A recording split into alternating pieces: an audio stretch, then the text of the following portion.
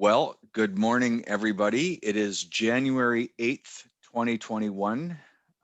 Introduce yourselves. Who's on the line here?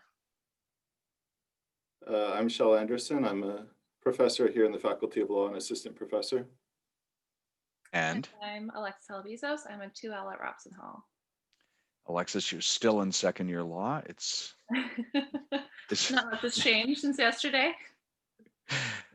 We are getting to know members of our faculty a little bit better. And Professor Anderson, you've graciously agreed to join us this morning. Just off the top, now, some things people should know about you. You have a 306 area code, which is Saskatchewan. And I've fondly started to call you Agent 306. And in your honor today, you'll notice that I wore a green sweater Yes. to reflect the Saskatchewan roots. Although we are committed to getting you to cheer for the Blue Bombers, especially when they're playing the Riders. I don't know if I'll cheer for them, but I think I'll have to see a game. I mean, when I first arrived, I guess a year and a half ago, that's one of the things that I thought was really cool is that I saw all the people outside doing the tailgating, when I was working here during the summer, which I thought was really neat. So let's, I have to admit that I am so fascinated by your work that it's going to be hard to have this conversation without me wanting to know more and more and more. And we do want to get to know you on a personal level, but why don't we start with some crass commercialism? Because I know you've got a book coming out. And I just watched your discussion about the subject matter of that book on the U of M Lifelong Learning channel, and I strongly encourage people to watch that. But this is a book that could be of popular appeal, isn't it? Tell us about it. Yeah, I mean that's my aim. I mean it's tricky as an academic in a sense making that shift. I mean I'm hoping that the book will appeal to also to academics, but also to people who aren't experts. So the book is on a guy called Dominic Ongwen, and he was a Ugandan, so an Acholi from the Acholi ethnic group living in northern Uganda, and he was abducted when he was about 10 years old by the Lord's Resistance Army, which is a rebel group, which I think is famously led by Joseph Kony. I think a lot of people have heard of Joseph Kony, even if they haven't heard of the LRA. So of course, the situation with him, I mean, without going in all the detail, obviously, is basically that he was abducted by the group. He was forced to commit atrocities as a child. And long story short, stayed in the group for many years, went on to become a commander. And now he's on trial at the International Criminal Court for war crimes and crimes against humanity. So I'm writing about that in my book, about the whole thing, his life and also his trial. It's, as I say, in the lifelong learning episode that I watched, I couldn't stop watching. It's just a fascinating story. And when I look at your, when I look at your CV, and I look at all the areas of interest: human rights, mass atrocities, genocide, international criminal law, criminology of international crimes, perpetrators of international crimes, armed conflict, research methods in dangerous, sensitive political contexts. I mean, you look like a super cool person. That's only if you don't look too hard. But thank you. So let's find out, like, where did this super cool person come from, and like, where are you from? What's your background?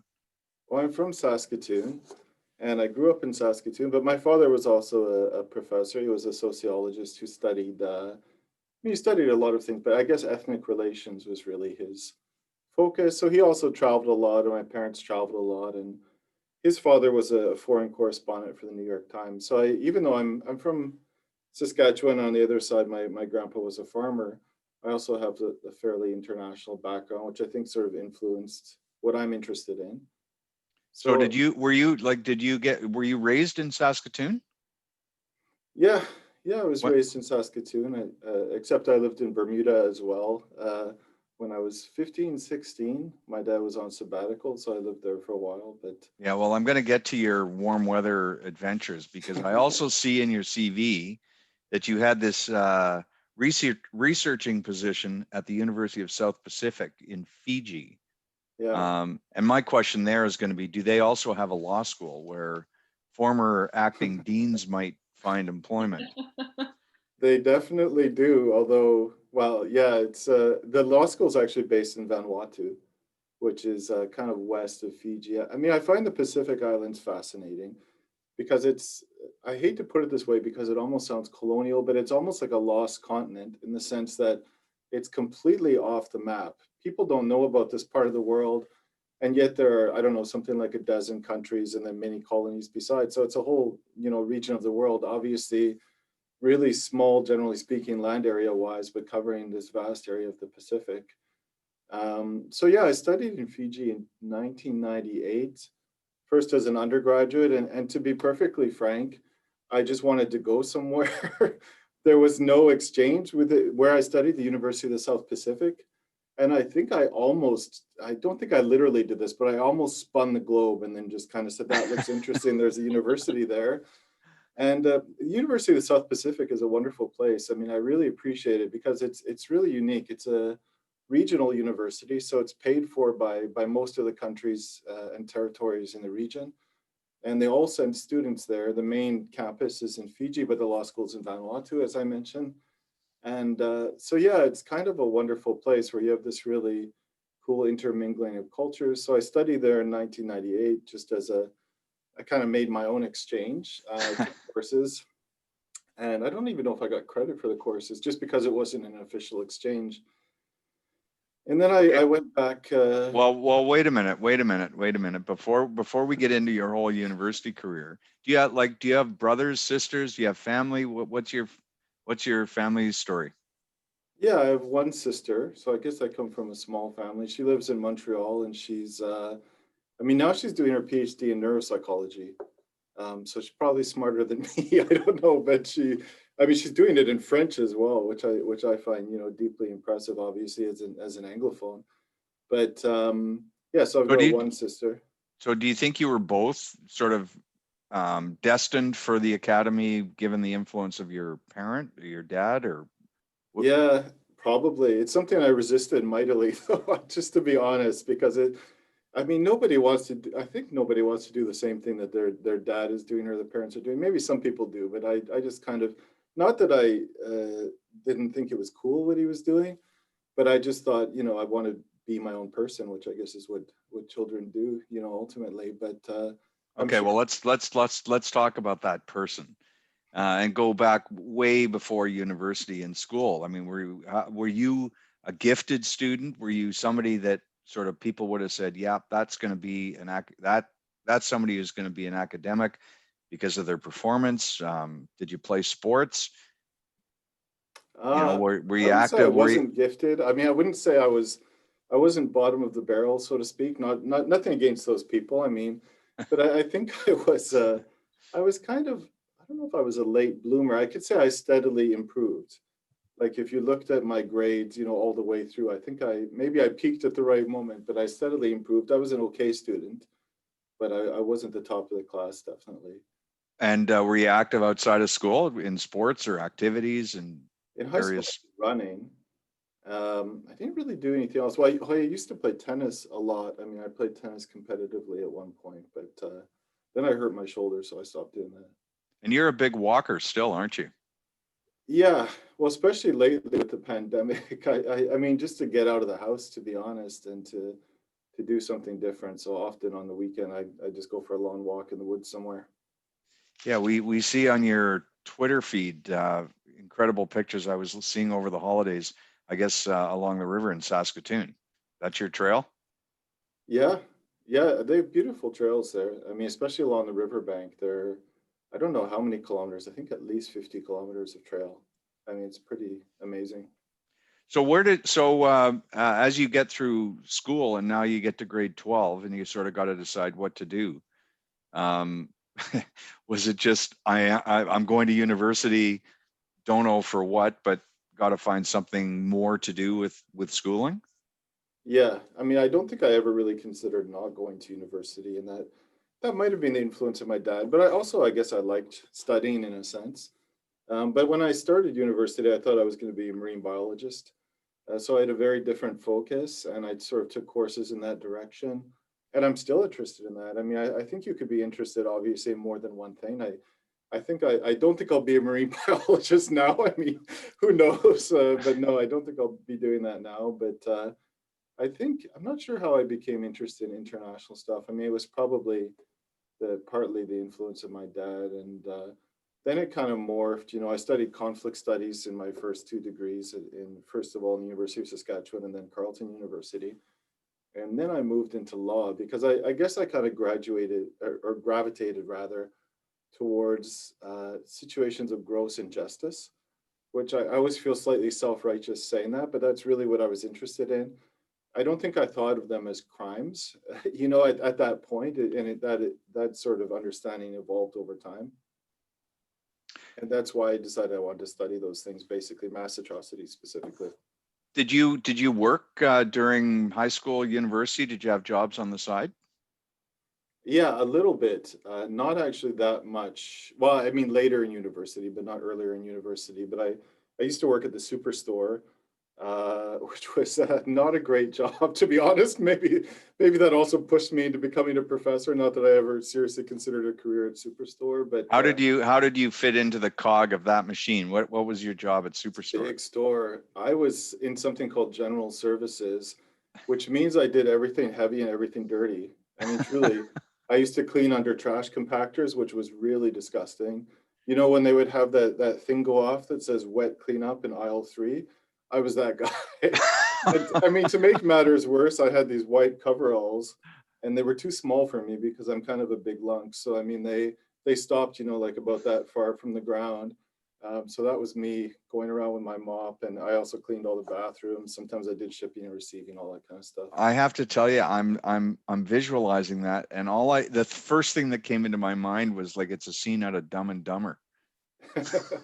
I'll take that as a compliment. No, maybe not. So at some point you started to get more focused and and start to think about conflict. Yeah. And you've wound up kind of in the area of the most, maybe the biggest conflict and the most consequential types of conflict, the human consequential part of conflict. And was that just a natural evolution as you studied along? Yeah, I mean, it looks natural now, but at the time it didn't feel natural, I suppose. But yeah, I think I was just interested in really what I thought to be, you know, miscarriages of justice, and that was almost like the biggest miscarriage of justice. I mean, something like genocide. I mean, obviously, it's appalling just in terms of the persecution, the marginalization, the consequences, etc. So I think I gravitated towards that, and then at some point, I guess in my first master's degree, I kind of realized it would be useful to understand the law, you know, to deal with these things as well, and to understand what it means that, you know, genocide is a crime, or what a crime against humanity means. And then I went to study in the Netherlands at Utrecht University, where I did an LLM. Well, I'm interested sort of in how you, as you began to study and sort of delve more deeply into the level of atrocity and wrongdoing and horrible behavior, how you processed it emotionally. I mean, was it curiosity, or a combination of curiosity and indignation, or desire to change, or like what sort of drew you in? Because the Yeah, I subject matter mean, the subject matter is really tough. it is, and I think, you know, initially it was identification with the victims. Not to say that I've left that behind, but in the sense that I mean, I have no personal connection. I mean, sometimes you have people obviously who are Jewish who want to study the Holocaust, or who are Rwandan or whatever.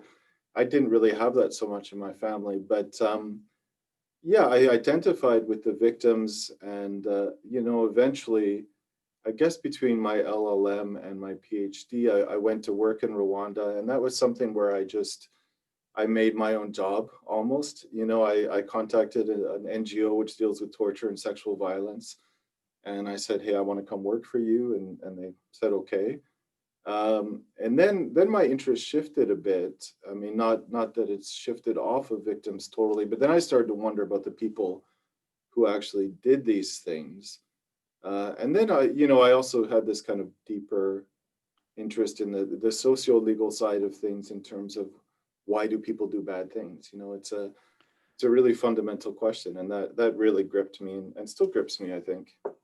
I'm listening to quite an interesting podcast that the Canadian Bar Association is doing called The Trauma Informed Lawyer, which is really, I mean, I had never thought about even my own experience in criminal law as a defense lawyer, seeing the kinds of things that, that I was exposed to. And then never really thought about all the other actors in the system. I mean, you always think about the victim because that's the focus. Then there's the accused, but then there's members of the family. There's other actors there's crown attorneys, there's juries, there's judges, there's this entire range.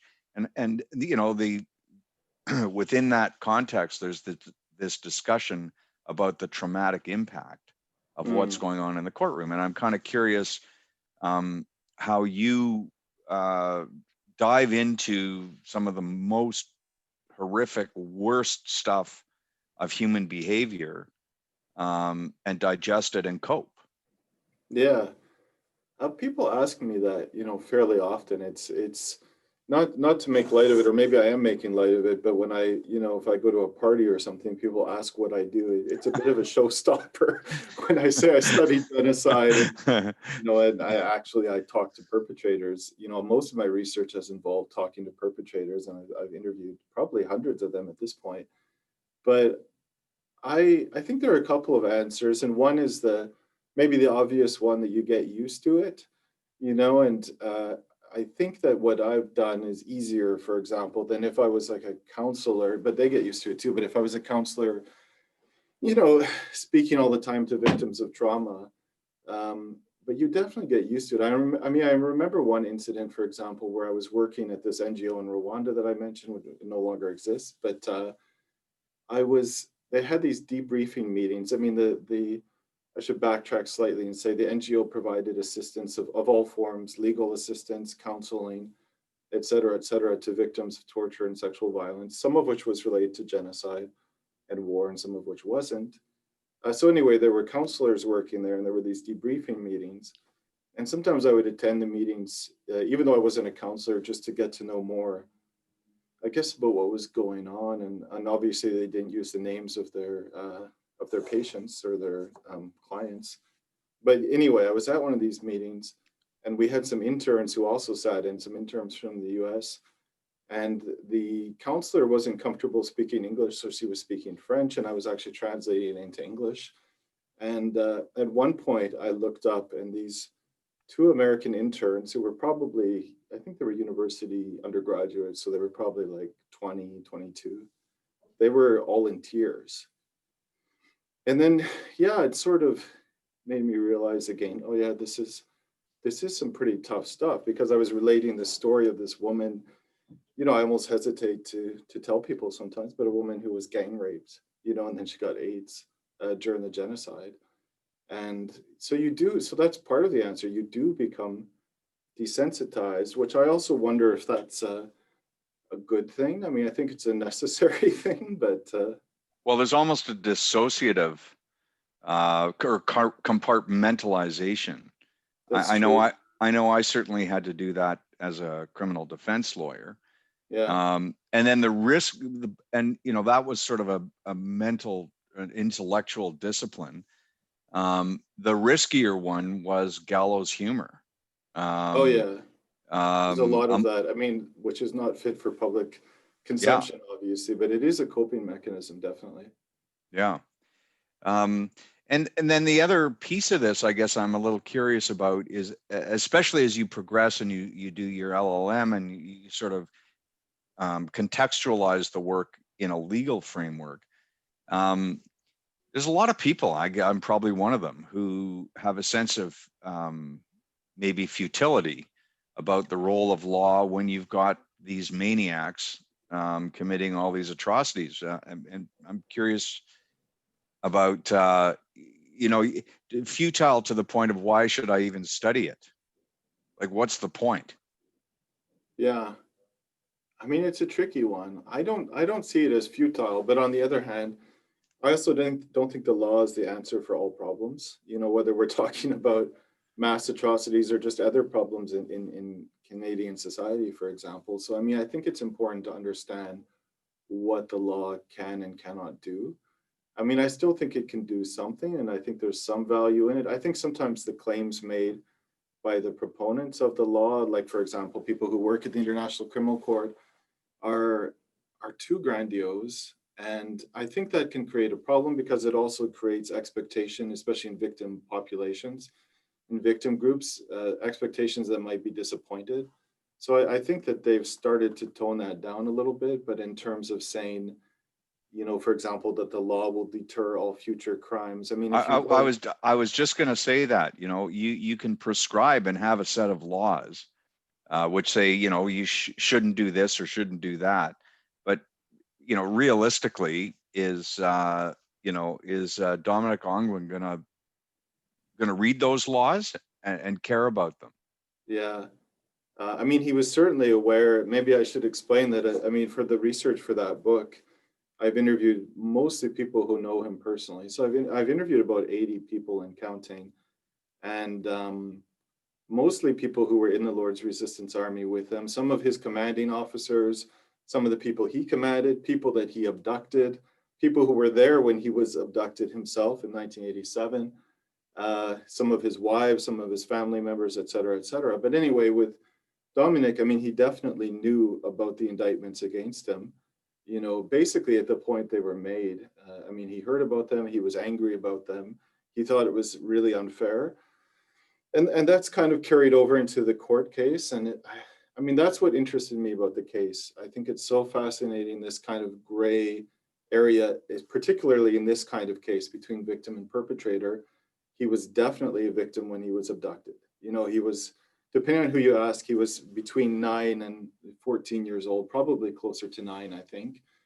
And nobody disputes that. You know, even the prosecution in their opening statement mentioned his victimization. They even mentioned mitigation and sentencing right in the opening statement and again in the closing statement. So I think they're also trying to communicate that to the judges. Not that it needs to be communicated, but no, but I guess the point I'm making is that, and even sort of the people who abducted him, just using that particular case as an example, you know, it's not as though they pulled out their law book and said, we want to cause havoc in Uganda, and here's what we want to do. Okay, well, the law says this, the law says that, well, we better not do this or do that. It's not yeah. like they actually care what the law is Well, it? that is the problem. And it does vary from rebel group to rebel group and from government to government for that matter. That some rebel groups are very organized and they actually do even have IHL courses, international humanitarian law courses. And the Red Cross goes to meet them and gives them seminars. I mean, it kind of goes against their image. I'm sure they tried that with the LRA, with the Lord's Resistance Army. I'm not sure if they actually did, but the Lord's Resistance Army was also a quite unique group, I would say. In many ways, it was like a conventional army, you know, that you have chains of command and you have hierarchies, you have specialized units, you have titles, you have, you know, codes used in communications, all these things that armies do and rebel groups do. But on the other hand, it was quite distinct in the fact that as many as 80% of its forces were made up of people who were abducted, you know, mostly as children, but not entirely as children. So they were abducted people or formerly abducted people. They also have unique spiritual beliefs, which definitely get a lot of I, attention. yeah, I urge people to watch the lifelong learning piece, because it's quite interesting. Okay, so but let me in your field work. I mean, you've been in some very I'm assuming dicey situations. What do you think was the riskiest or the most dangerous situation you found yourself in? Yeah, well, sometimes I'm cautious talking about it because, you know, I've said to people sometimes that I don't want somebody else's war to be my adventure, you know, which I think sometimes can be the tendency with journalists and with academics as well. But having said that, so I mean, most of the work I've done hasn't been that dangerous. It's been in post-conflict environments, maybe politically risky, and sometimes I've faced political intimidation. Sometimes I've been threatened, you know, directly. Why? But intimidation about what? Well, yeah, I mean, To like some of it I don't want to talk about it, but no, I but mean, is it is it intimidation to not pursue the research, or is it intimidation because of the product of the research?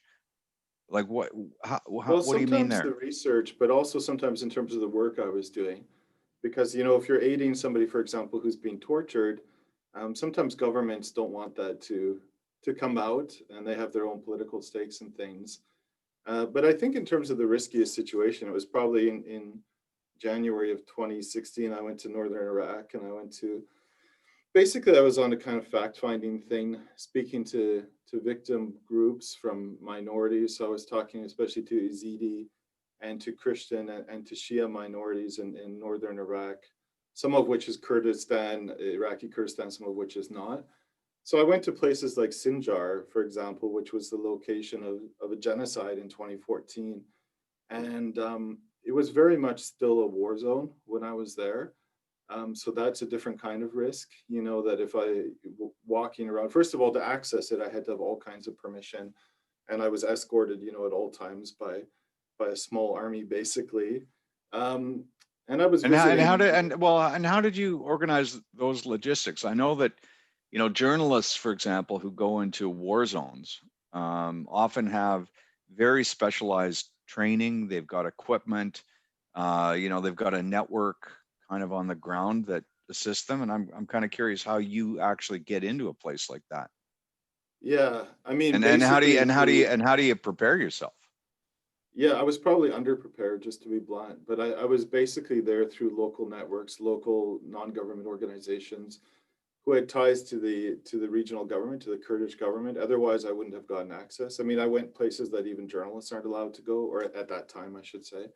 Um, but yeah, it was very much an active war zone. So I was visiting, you know, I was visiting a lot of mass graves, for example, and they were pretty, I hate to put it this way, but they were pretty fresh. You know, they were only a year or so old. They were completely kind of unprotected. So the bodies even had started to rise to the surface in some cases. But that was the most risky situation because it was an active war zone. So I was only 2 kilometers from the Islamic State, for example, and you know, bombs were being dropped and such. But not most of my research isn't like that. But that was definitely the edge of what is reasonable. But that was less academic research and more kind of on the NGO human rights front. So it wasn't for an academic project. I just can't imagine what that must be like going into that situation. It I was mean, very and intense. well, and I'm kind of curious, having seen that, in person, live and in person. Uh, does the telling of the story as we know it from afar through popular media or other sources, does it even begin to truly convey what went on? I guess in that situation, or Yeah. maybe in any others. Well, it made a big impression on me. I could say that, you know, even having worked in Rwanda and other countries, you know, Burundi, wherever, where Bosnia, where there'd been mass atrocities. I mean, this was just so recent. So I would, you know, I would go to a refugee camp and I would interview a woman who was a sexual slave 1 week before. You know, she escaped 1 week before from Syria. There's a whole saga. You know, these people have complicated, difficult stories. I mean, she was brought there in a meat cooler truck, and she was sold in an auction, actually, as a slave. So that was very immediate and very intense. And I think the element of risk, you know, not to overblow that, but that also intensified things. And you know, I don't remember how long I was there for, something like 10 days, but it was like from dawn to dusk, I was hearing stories of misery, you know, But this truly. see, this comes back to what I raised earlier about the sense of futility, which is a lot of people know what's going on as it's happening, Yeah, especially and now. well, and we I guess post World War II, maybe the seeds were sown, post Versailles. Um, um, there's this idea that we should have collective security, and that the world should do things and stop this kind of stuff, and we don't. Yeah. Well, I mean, when I was talking to people there, especially the Yazidi, who, as I said, were victims of a genocide of 2014 on, they were frustrated, tremendously frustrated, even angry. Not angry at me, but they're, I was kind of like, somehow I was the representative of the international community, even though I wasn't. I was just a, relatively low-ranking Canadian academic, and so I got a lot Yeah, of but that they're frustration. looking at you to the point that I'm making. They're saying, why aren't you doing something? Well, You they said mean, that to me. like, Yeah, you meaning like all of us. yeah. Why aren't we doing something? Yeah, yeah, they said it to me repeatedly, and they said, they would say things to me like, "Can you speak to the UN Secretary General?" And I would have to tell them, "Well, I wish I could." Probably he wouldn't listen to me. I mean, I'm just not, to be frank, I'm not that important. But I mean, there's a bigger issue, obviously, not just about myself, but the bigger issue is that everybody saw this thing happening with the Yazidi. It was in the media constantly at that time, and very little happened to actually stop it. In fact, it was really Kurdish guerrillas who stopped it ultimately. I mean, the whole narrative around that was in the newspapers is also not quite correct, as I've learned when I was there. But it's a very politically contentious thing to talk about. But What do yeah, you it was mean? basically, What do you mean? well, then the official narrative is that it was stopped. Basically, the Kurdish regional government forces, I mean, the Peshmerga, they're different Peshmergas, but their Peshmerga were fighting to the last man to protect the Yazidi. And then they were overrun by overwhelming numbers from Islamic State fighters, many of whom were foreign fighters. But the reality is a lot more complicated, that in fact they left their positions, as the Islamic State was attacking. And maybe they had good reasons to leave their positions from a military strategic point. I mean, that's a bigger question. But they didn't fight to the last man. And in fact, it was really Kurdish guerrillas coming from Turkey who really kind of stopped the genocide and created a kind of corridor that allowed people to escape. But those Kurdish guerrillas from Turkey are not looked on favorably either by Turkey or by Iraq. So it's yeah, I mean, it's not unusual that these situations are very politicized, and the official narrative is put into place very early, to the point that there's already, when I was there in 2016, there was a monument to these Peshmerga fighters. Even though, when I was there, basically nobody was living. The entire city was destroyed. I mean, there were still some bodies in the street, but it was completely leveled, not just from the Islamic State attack, but then from the counterattack, which happened a few months before I was there, from the Americans and Iraq and other forces as well. So yeah, basically nobody was living there, but they still had already erected a monument. So I thought that was quite remarkable and quite telling. It's amazing. I think there was a story recently highlighting a young boy, I think he was Yazidi, who had come to Canada and learned to play hockey. And there he was outside, safe with his family, playing hockey. And you just There are think many about, Yazidi in Winnipeg. I think there might be about 300 Yazidi in Winnipeg refugees. yeah, but it's heartwarming. It's a really good reminder, sort of, if we can't have international law that prevents Mm, this stuff from happening, if we can't have collective security to preempt it and to stop it when it starts, then yeah, the back end of that is, okay, well, then what do we do with the people that are, how can we help them? yeah.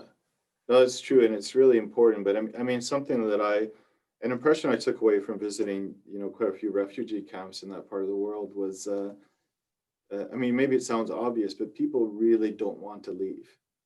It really is a last resort. I mean, sometimes in countries like Canada, you have a kind of political rhetoric, which is almost like, oh, they want to come here, and it's what a great perk it is of being in a war, that you get to come to Canada. Not that that's what you're saying, but I'm saying sometimes that rhetoric comes out. And what you really learn from people there is that many of them, you know, had very good lives Well, before that's they a, you left. know, that's a really interesting dichotomy because you're right. You've got the Canadian angle, which is, oh, thank goodness we've got an open mind to Which is immigration and important. refugee. Okay, and we'll celebrate the success of that. But that kind of skips over the part where we didn't act in a way that would allow these people to live in their homes That's where they true. came from safely. Yeah, that's a much better option. I mean, for these people, definitely. And it's obviously that's not always possible, perhaps. I mean, but yeah, ultimately, it would have been far better if more was done to stop the violence at the time. And of course, you have this idea of responsibility to protect, which has been kind of enshrined in UN doctrine since around 2004, 2005. Um, and this was a classic case. I mean, the war, both the war in Syria as well as the atrocities and war, well, atrocities in Syria as well as in Iraq. This was a classic R2P case, where in the case of Syria, the government was certainly unwilling to prevent atrocities because it was perpetrating them. I mean, the Assad government actually perpetrated atrocities on a larger scale, definitely, than the Islamic State. The Islamic State, of course, also perpetrated many atrocities. In the case of Iraq, I think the government probably wanted to stop the atrocities, but they couldn't. They didn't have control effectively over big parts of the country. They were overrun, as you know. I mean, a big swath of the country was taken over by the Islamic State, including big cities like Mosul. So that's a classic R2P case, if there ever was one. The governments can't do it or they don't want to do it. I mean, the Syria and Iraq, and people are really being killed and suffering, you know, atrocious treatment. And yeah, it was really disappointing. I mean, it had to It's do, of course, frustrating. with It's frustrating. Like it's, you know, I mean, it's very horrific. frustrating. And for the people there too, I mean, they, as you said, I mean, they would really directly confront me on that, not in a hostile way about me personally, but they would say, why didn't you guys do anything? You know, and Yeah. here we are. Does anybody know that we're here? You Well, know, but okay, they would say. but there's been previous genocides and atrocities. Uh, you know, if Rwanda, Dallaire was saying do something, Yeah. right? And we didn't. Well, We yeah, meaning that like they the vouched royal for we. never again, which has, I mean, Yeah. it's a great sentiment, but sadly, it's not true. I mean, these atrocities have happened many times. I hate to say, but I have no doubt that they'll happen again. I mean, some of them are happening right now. And I know Dallaire, I mean, I even know him a little bit personally, not that I'm saying we're best buds or something like that, but I've certainly talked to him a bunch of times. And I mean, I mean, he obviously actually had PTSD, I guess still has PTSD. And I think part of that PTSD was just a sense of futility that he experienced for, on the one hand, being responsible in some sense for these people's lives, and in the other sense, not having the power actually to protect them. And everybody kind of bemoans that. Many apologies were made about Rwanda. And still, yeah, I mean, I'm not a complete pessimist, you know, having said this. I do feel like some advances have been made. I mean, one thing that has happened, I think, is that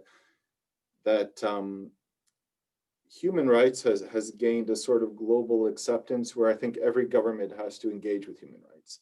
It doesn't mean every government, you know, as we were just saying, it doesn't mean every government abides by human rights, or that any government for that matter fully abides by human rights.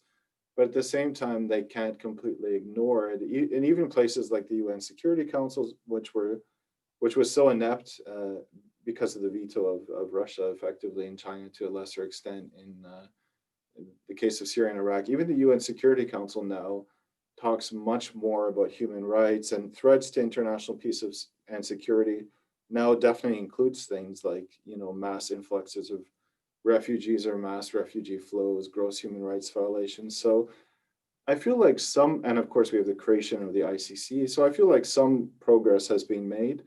Obviously, still a long way to go, and the political side of things is the weak point. I mean, that's a huge statement, but it covers a lot. Obviously, the governments don't do what they really should do.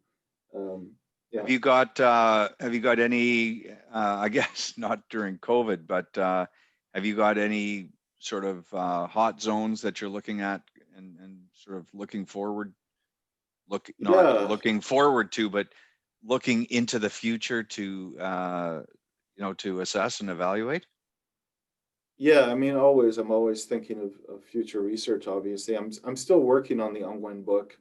So that's taking a long time. And the COVID thing has made it more difficult because I would like to go back to Uganda one more time. And at this moment, I don't think I can. And obviously I'm about to start teaching too.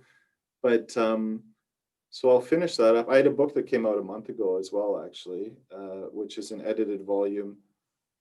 I have it right here. I can show. Oh, actually, it's right here. Cross I commercialism. swear I Here we didn't do go. that Here's on the purpose. commercial. But this book just came out. It's called Researching Perpetrators of Genocide, done by myself and Aaron Jesse, who's a historian and anthropologist at the University of Glasgow. And it's a book on ethics and methods and doing research with perpetrators in terms of interviewing perpetrators mainly. So that just came out. I'm finishing up the Unwin book. I'm working now on a grant for it's a big grant, so I can't remember the whole name of the project, but it's visual narratives in genocide and human rights, or sorry, and genocide and human rights education. So we'll have to see if that gets money, but if it gets money, then I'll be working on, with many other people, I'll be working on a series of graphic novels which deal with mass atrocities and also on teaching materials from those novels. So basically the novels are prepared between survivors and artists working directly with each other. So What ages do you hope? Teenage, starting at around teenage age. And we'll have, I guess we'll have 9 of them if we get money from Shirk. And 3 of them are dealing with the Holocaust.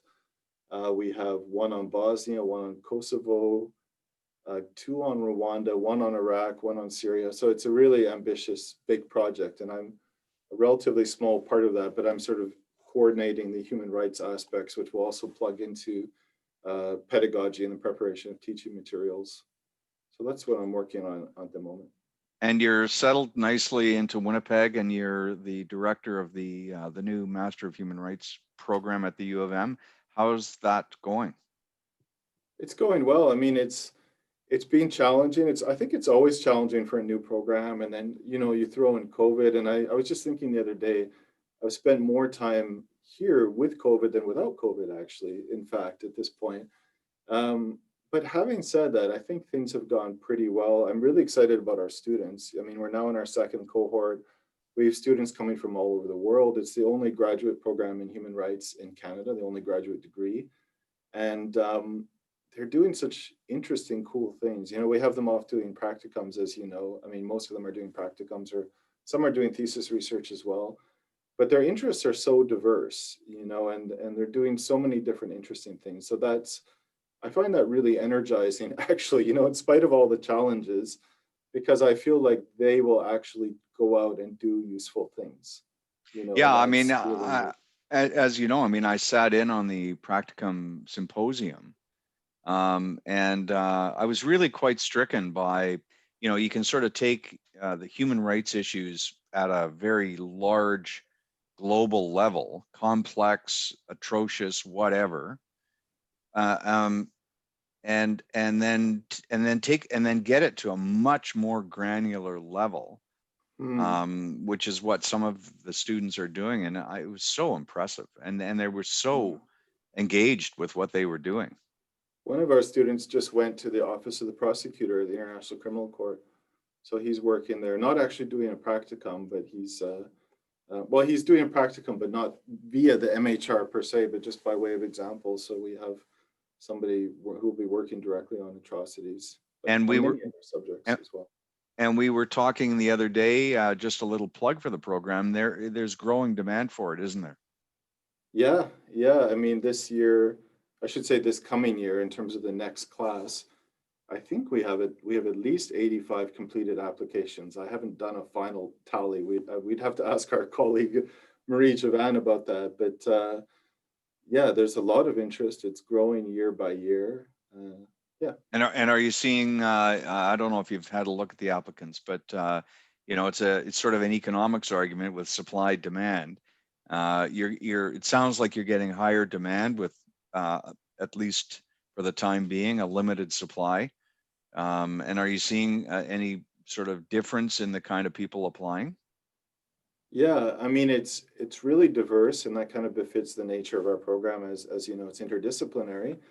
So I mean, we have people from so many different disciplinary backgrounds. Some are lawyers, most are not lawyers, but they're coming from, you know, sociology or history or even social work and education. And in terms of geographically, I guess the largest number is still Canadian, but we have many African applicants. We have applicants from other parts of the world as well. So it's yeah, it's exciting to see the people who come in, and I think it's becoming even more diverse actually. If I compare the 3 years of admissions that I've been around for, I think it's progressively become more and more international. Well, I mean, congratulations on getting the program launched, and on the tremendous work that you're doing. Alexis, did I have I missed something obvious? I think the only thing we were going to ask you about was your membership Oh, to the Cryptozoology Club that you discussed in a little YouTube Oh, video. that's a very important. That's the most important question so far. No, exactly. I completely forgot about that one. Okay, what that's is it? funny. No, What's I've moved. cryptozoology? Cryptozoology is I don't even know a good definition off the top of my head, but it's the study basically of animals that I'm not sure how to put it, that don't exist or that no longer exist, I guess, depending on your perspective. And so, Myth, I mean, mythical. yeah, mythical, according to some, and according to others, not mythical. But I worked for a year at the University of the Fraser Valley in BC, and that's big Sasquatch country. I mean, the term Sasquatch even comes, it's an indigenous Stalo, I think it's a Stalo word, but it's from that part of the world.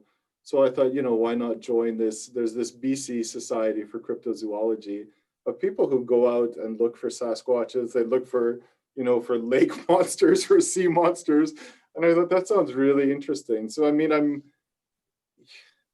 relatively agnostic. I'm probably a skeptic, but I also just love folklore. You know, I love mythology. I love folk stories. So I also kind of approach it from that way. And it was really interesting just talking to those people and hearing their accounts and all that. I think is really fascinating. Did you ever Do go you, on a hunt for any of these monsters, sea Not monsters? so much. No, I mean, I went to meetings. I wouldn't rule it out in the future. I find it fun. I mean, if I was there longer, I would have definitely done it, you know. But I think it's also interesting because I mean, on a more academic level, they've collected and recorded all these stories of people who say they've seen, you know, a Sasquatch or whatever. And I thought that would be a fascinating research project. But it's way out of my mass atrocities stuff. But just to kind of hear and analyze these stories, which is, as far as I know, obviously no academic has heard these, but I find them interesting from a folklore and also from a kind of sociological angle, I can say. So I'm not a very active member, but I am interested in it. I do find it interesting.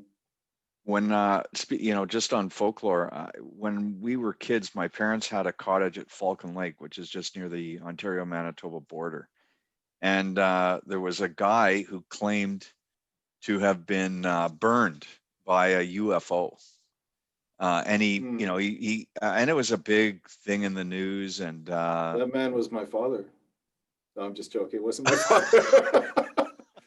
No, now you're wondering who have I I just, hired? I just about needed a jolt That was of. just a joke. That was a joke. But I have heard about Manipogo, and I think there's like a Winnepogo or something like that as well. About these, it seems any large lake in Canada pretty much has some story of a lake monster, I think.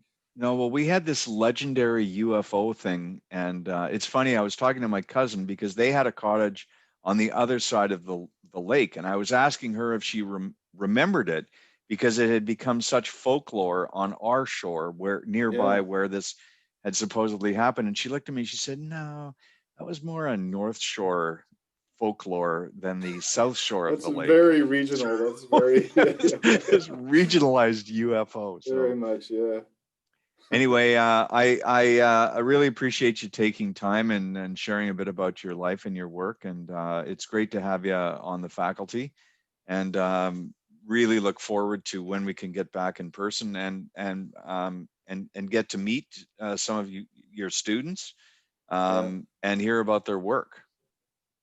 Yeah, thanks very much, David. It's and also Alexis as well. Thank you. I mean, it's been an interesting conversation. Alexis was the one who got the info about the cryptozoology, Oh yeah, and I I think that had it. was in my little faculty video because the communications person Christine was saying, put something, like some personal interest in there. Make it interesting. Don't just talk about your work and about mass atrocities and all this.